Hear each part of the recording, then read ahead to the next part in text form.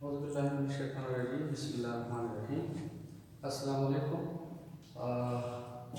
year students, देखिए last time we were discussing applications of Bernoulli equation. ठीक है, Bernoulli equation के first application में हमने क्या पढ़ा था? Jets and nozzles. Number 2 application में क्या पढ़ा था? टॉरिसीली थ्योरम. नंबर 3 में क्या पढ़ा था? वेंट्रीज मीटर या वेंट्रीज मीटर, जिसे फ्लो मीटर भी कहते हैं, by which we can determine the velocity of the fluid or the volume flow rate. Okay, this is the fourth application of the Bernoulli equation. Number 4 application है एरोफाइल्स. एरोफाइल्स का क्या मतलब है?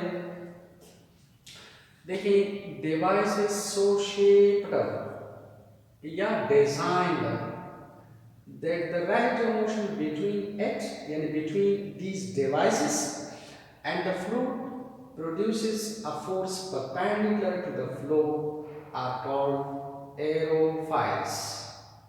Device is so shaped that the relative motion ना relative motion का मतलब है कि फॉर एग्जाम्पल एरोफाइल और फ्लूइड ऑपोजिट डायरेक्शन में है, सेम डायरेक्शन में है, या एक रेस्ट में है, एक मोशन में है. ठीक है, relative motion between it and the fluid produces a perpendicular force, ठीक है, to the flow, are called aerofoils.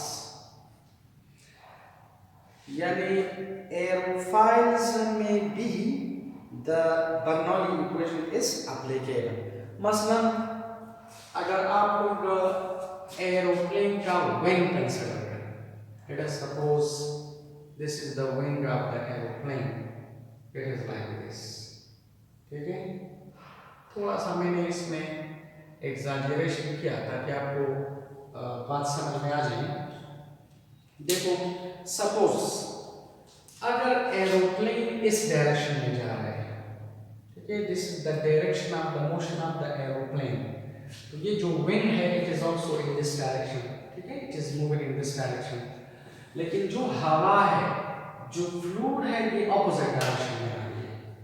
तो देखिए यहाँ पर जो हवा आ रही है, अब देखिए this will go smoothly because ये जो नीचे वाला पार्ट है, ठीक है, ये मैंने स्मूथ बनाया टू मेक यू अंडरस्टैंड.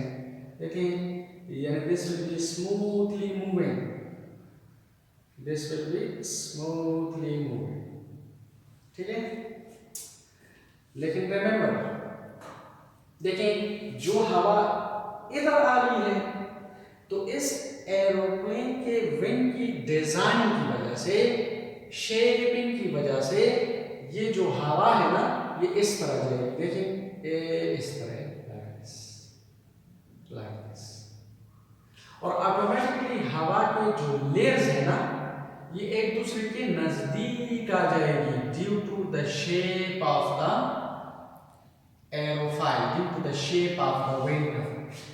इस विंग की जो शेप है, इस शेपिंग की वजह से ये जो लेयर्स है एक दूसरे के नजदीक आ जाती है, बिकॉज इनकी जो स्मूथ फ्लो है दैट इज डिस्टर्ब. अब देखिए, these layers are coming closer to each other, they come closer to each other.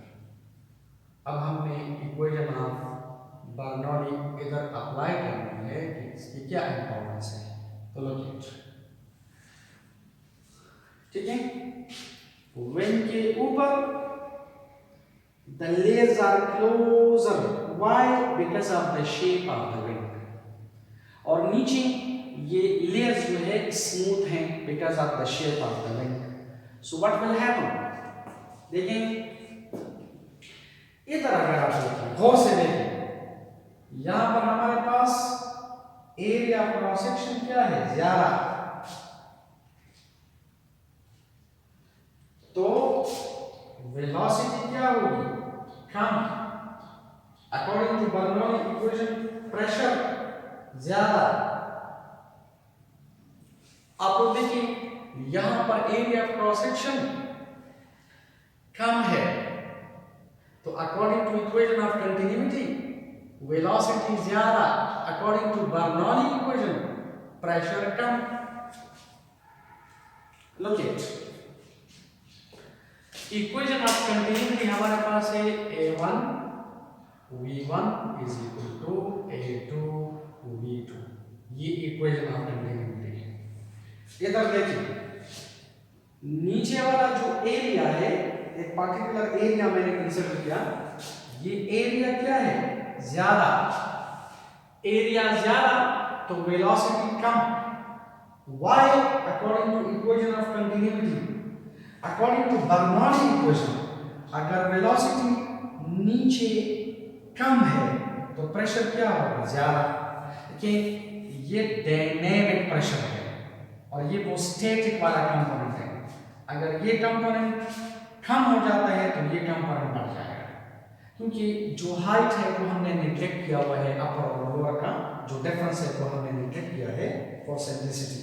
तो प्लीज रिमेंबर, नीचे एरिया ऑफ क्रॉस सेक्शन ज्यादा, वेलोसिटी कम तो प्रेशर ज्यादा। ऊपर आप देखिए एरिया ऑफ क्रॉस सेक्शन कम, according to equation of continuity velocity ज्यादा, according to Bernoulli equation velocity ज्यादा तो प्रेशर कम। तो in a sense we can say, आप लोग देखिए जो A2 है it is less than A1, लेकिन जो V2 है it is greater than V1, लेकिन जो P2 है it is less than P1। ऊपर प्रेशर ज्यादा है, सॉरी ऊपर प्रेशर कम है, नीचे प्रेशर ज्यादा है। इस विंड के नीचे प्रेशर ज्यादा है, इसके अबव प्रेशर कम है। हमने बार बार पढ़ा है कि फ्लूइड की प्रॉपर्टी ये है कि वो हाई प्रेशर रीजन से लो प्रेशर रीजन की तरफ मूव करती है। तो जब ये हवा ज्यादा प्रेशर से कम प्रेशर की तरफ मूव करना चाहती है तो it exerts a perpendicular force on the wind. देखिए ये जो फोर्स है ये direction of motion of the wind को भी और direction of motion of the fluid को क्या है, परपेंडिकुलर। तो ये परपेंडिकुलर फोर्स क्या करता है, it helps in lifting up the aeroplane. इसी वजह से this perpendicular force is called lift on the wing. इसे हम कहते हैं lift on the wing.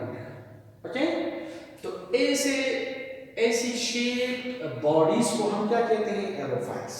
Now come back to the definition, look at device is so shaped that the relative motion between it and the fluid produces a force perpendicular to the flow। तो ऐसे devices को हम क्या कहते हैं, एरोफॉइल्स। तो नीचे आप देखिए एरिया ऑफ क्रॉस सेक्शन ज्यादा, वेलोसिटी कम, प्रेशर ज्यादा। ऊपर area of cross section come, velocity ज्यादा, प्रेशर कम।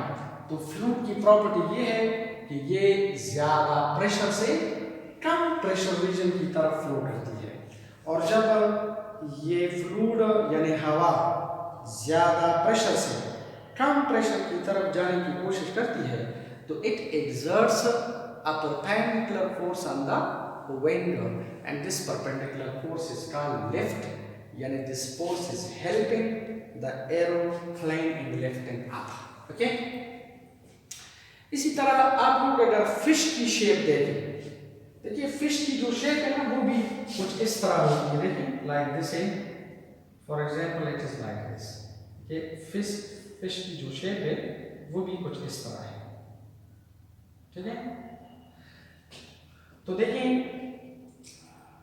जब ये वाटर के अंदर जाती है तो आपने देखा होगा वो इस तरह जाती है, देखिए वो धुन फैला के इस तरह जाती है नीचे, लेकिन जब ऊपर आ जाती है तो फिर इजीली आ जाती है। क्यों? क्योंकि आप देखिए नीचे से ये थोड़ा सा फ्लैट है और आप देखिए ऊपर से ये इसकी शेप इस तरह है। तो व्हाट हैपेंस, ऊपर वाला pressure according to Bernoulli equation like that, ऊपर वाला प्रेशर कम हो जाता है और नीचे वाला प्रेशर बढ़ जाता है। तो इस फिश के ऊपर एक परपेंडिकुलर फोर्स एक्ट करता है अपवर्ड की तरफ, which is helping the fish to come to the surface of the water। देखिए आप लोगों ने देखा होगा, बस students, this is another example. For example, this is a cricket ball which is hard ball. तो आपने देखा होगा वो बॉलर अक्सर क्या करते हैं, इस बॉल को अपने ट्राउजर के साथ या पैंट के साथ व्हाटएवर इट में भी उसके साथ इसकी रबिंग करते हैं ताकि एक साइड इसकी जो है उसमें शाइनिंग पैदा हो जाए। मसलन देखिए बॉल की एक साइड को वो ट्राउजर के साथ इस तरह रब करके इसको साफ करता है, इसमें शाइनिंग पैदा करता है। मसलन इस साइड में देखिए लेट अस सपोज ये जो हाफ साइड है इसमें सपोज शाइनिंग है, ठीक है, और ये साइड सपोज ये हाफ यानी ये बिल्कुल इस तरह देखिए ये बॉल है, ये हाफ में शाइनिंग है और हाफ जो है वो रफ है। तो देखिए बॉल अगर इस डायरेक्शन में सपोज बॉल जो है वो लेफ्ट से राइट की तरफ जा रहा है, ओके, और आप देखिए हवा का जो फ्लो है it is in this direction. तो लुक इट, देखें इधर जो हवा है जो शाइनिंग साइड के साथ एयर जो है वो फ्लो कर रही है, तो देखिए इस हवा और इस शाइनिंग साइड के दरमियान फ्रिक्शन क्या होगा, कम। तो ऑटोमेटिकली इधर हवा के जो लेयर्स हैं इसकी वेलोसिटी ज्यादा होगी। अगर वेलोसिटी ज्यादा है तो प्रेशर कम। मसलन ये वेलोसिटी है सपोज v1 और द प्रेशर इज p1, लेकिन आप देखिए इधर जो हवा आ रही है, देखिए ये लेयर्स मैंने सेपरेट बनाई है थोड़े से, तो इस सेपरेशन का मतलब है कि यहाँ पर वेलोसिटी कम है। अब देखिए ये रफ साइड है, तो इस रफ साइड की वजह से फ्रिक्शन की वजह से यहाँ पर जो हवा की वेलोसिटी है ये थोड़ी सी कम हो जाती है। तो वेलोसिटी कम का मतलब है, अगर वेलोसिटी कम का मतलब है प्रेशर ज्यादा।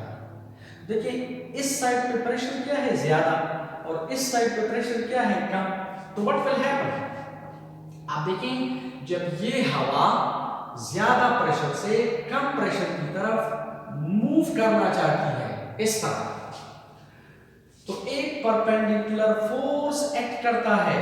और याद रखिए ये परपेंडिकुलर फोर्स असल में हवा की डायरेक्शन को भी परपेंडिकुलर है, बॉल के डायरेक्शन को भी परपेंडिकुलर है।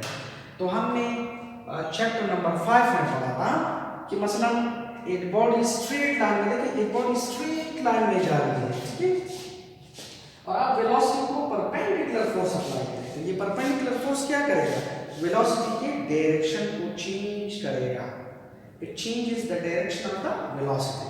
तो इसी वजह से जब इस बॉल के वेलोसिटी का डायरेक्शन चेंज हो जाता है तो इसे बॉल में जो है वो स्विंग आ जाता है, ठीक है। तो बॉल्स इस तरह क्यों करते हैं, to produce swing in a ball. तो इसमें भी if you see the Bernoulli equation is applicable. Let us see another example. Look at another example. For example, this is a football. गौर से देखिए, इस फुटबॉल को अगर आप किक मारें from left to right, so the ball goes in this direction, ठीक है, फ्रॉम लेफ्ट टू राइट। लेकिन आपको पता है बॉल या football is a rolling body. Rolling body का मतलब है कि इस बॉल में ट्रांसलेशनल मोशन भी है और साथ साथ ये रोटेशन या स्पिनिंग भी कर रहा है, ठीक है। तो there is a combination of two motions, translation plus rotation.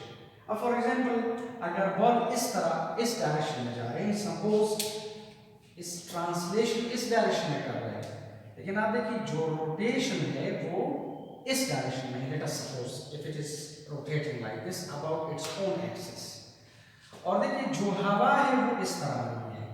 तो गौर से देखो,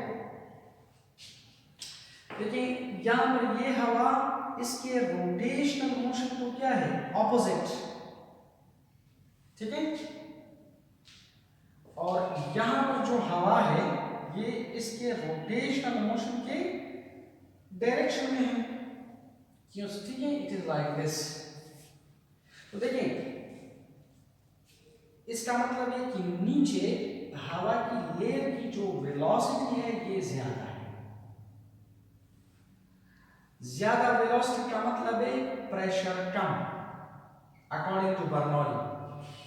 इधर आप देखें ये जो रोटेशनल मोशन है ये हवा की वेलोसिटी को या मोशन को अपोज कर रहा है, तो ये वेलोसिटी क्या होगी, कम। वेलोसिटी कम का मतलब है प्रेशर ज्यादा अकॉर्डिंग टू बर्नौली। और आपको पता है अगर इधर प्रेशर सपोज ऊपर प्रेशर ज्यादा है क्योंकि वेलोसिटी कम है, नीचे प्रेशर कम है क्योंकि वेलोसिटी ज्यादा है। सो व्हाट हैपेंस, फ्लूइड यानी हवा ज्यादा प्रेशर से कम प्रेशर रीजन की तरफ जब आ जाती है तो देखिए it will exert a perpendicular force on the ball which will be perpendicular to the motion of the translation motion of the ball as well as to the motion of the air। तो आप देखें अब अगर ये body suppose इस direction में जा रही है और आप इसके वेलोसिटी को परपेंडिकुलर फोर्स अप्लाई करें तो it will change the direction of velocity. So therefore ये जो बॉल है ये आप देखिए इस तरह मूव करेगा लाइक दिस, ठीक है, शाबाश, the ball will go like this.